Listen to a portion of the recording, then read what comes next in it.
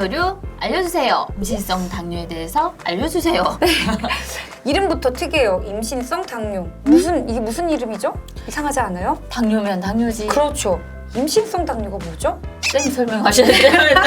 당뇨는 당뇨인데 왜 앞에 임신성 당뇨가 붙냐면 임신 때만 발생하는 증상이기 때문이다. 그렇죠. 그래서 나는 원래 멀쩡했는데 내가 임신을 해가지고 당뇨가 온 거예요. 우리 아기가 처음에는 되게 조그매요. 16주쯤 넘어가면 임신 2단계가 넘어가기 시작을 하면서 아기가 막 몸집이 커져요. 자, 20주 정도 되면 우리 아기가 피부 밑에 지방이 막 축적이 돼야 돼요. 지방이 축적이 되려면 엄마가 먹은 탄수화물이 아기한테 가고 탄수화물이 넘어가면서 이제 피부 밑에 지방이 축적이 돼야 되고 자, 20주쯤 되면은 태동이 커지죠.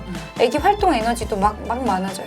탄수화물, 단백질, 지방 모든 에너지원이 중요하지만 활동량이 막 커지고 내가 막 자라기 시작을 하는데 뇌의 유일한 에너지원이기도 한 게 바로 탄수화물이에요.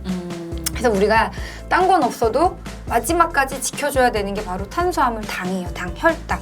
임신을 했는데 아기한테 그 탄수화물을 못 주면 어떡하나. 얘가 이러면 살 수가 없다. 수만 년 동안 사람의 몸은 진화가 된 거죠. 그래서 우리 몸에서 어떤 변화가 생겼냐면 태반에서 되게 특별한 호르몬이 나와서 산모는 어떤 상황에서도 전쟁이 터져도 농사가 실패해서 음식이 없어도 뭐 수렵, 동물은 상관없나요? 너무 옛날 얘기하고 계시는 거 아닙니까? 수렵과 체질. 그래서 산모는 슬프게도 한 숟가락 먹으면 마치 한 3숟가락 먹은 것 같은 효과가 있어요.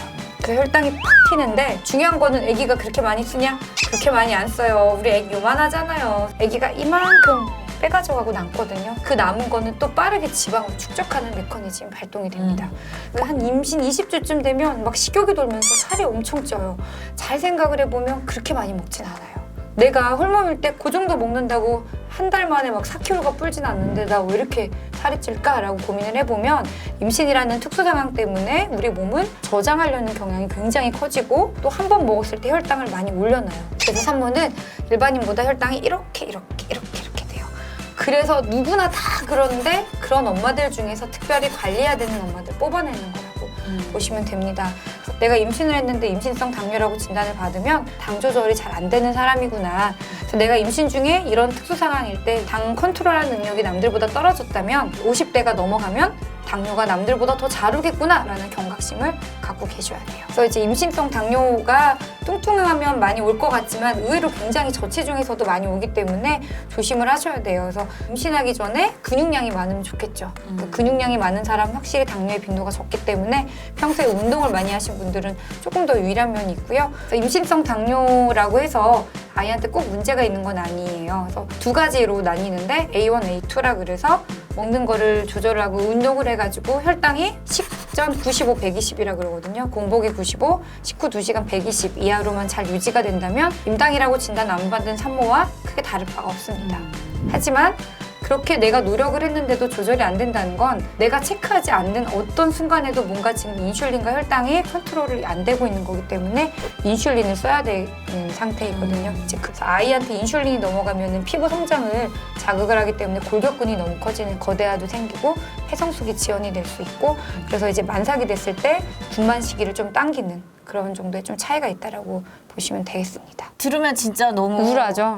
걱정스러워. 그러니까 나를 좀 피해가면 좋겠다. 임산부들이 검사를 하고 나면 패스했어 나는. 되게 막 이런 거. 신나하잖아요. 근데 임당이 아니라 그래서 먹는 거를 난 먹어도 돼 이건 아니에요. 임당이 아니어도 모든 산모는 혈당이 높아졌다 떨어졌다 그런 거기 때문에 꼭 조심할 게 있어요.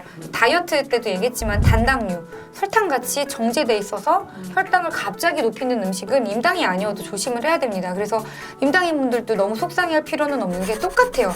임당이라고 진단 받은 분이나 안 받은 분이나 식이 관리해야 되고 운동해야 되는 거는 다 똑같은데 임당이라고 진단 받은 분들은 조금만 더 철저하게 관리하겠습니다 라는 거기 때문에 너무 속상해하실 필요 없고요.